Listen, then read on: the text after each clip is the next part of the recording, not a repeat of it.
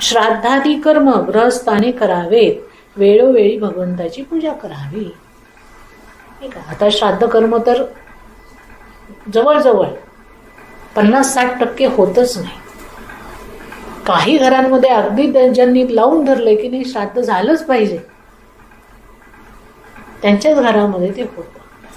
कशाला करायचं? आता तर माणसं गेली आहेत, इतके वर्ष झाले, मग ते काय येतात का परत जेवायला? कोणी बघितलंय, कोणी सांगितलंय, असं म्हणून त्याची थट्टा केली जाते आणि ते बाजूला केलं जातं. खरं तर श्राद्धाच्या निमित्ताने तर्पण विधी केला जातो आणि त्या तर्पण विधीच्या मार्फत, ब्राह्मण भोजनाच्या मार्फत जे कोणी आपले पूर्वज होऊन गेलेले आहेत त्यांना आपण भक्तिभावाने, आनंदाने, प्रेमाने त्या गोष्टी प्रदान करतो. त्याचा काय परिणाम होतो? त्याचा परिणाम असा होतो की आपण आपल्या पूर्वजांविषयी स्मरण करतो आहोत. एक.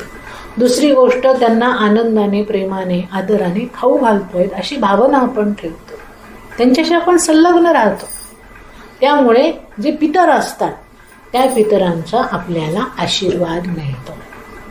आपण जे काही जीवन जगत असतो त्या आपल्या जीवनामध्ये अनंत प्रकारच्या अडी अडचणी, दुःख, कष्ट सगळं असतं.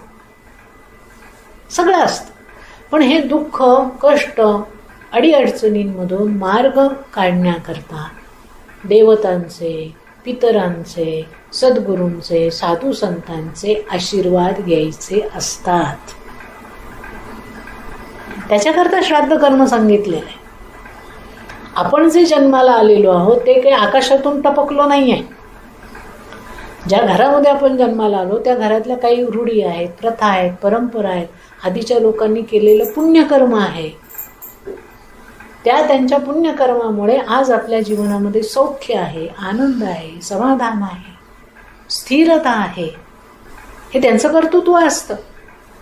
भले आपण नोकरी करून घरदार जरी केलं तरी त्याच्या मागे त्यांचा आशीर्वाद असतो. हे आज सगळं आपण विसरून गेलोय.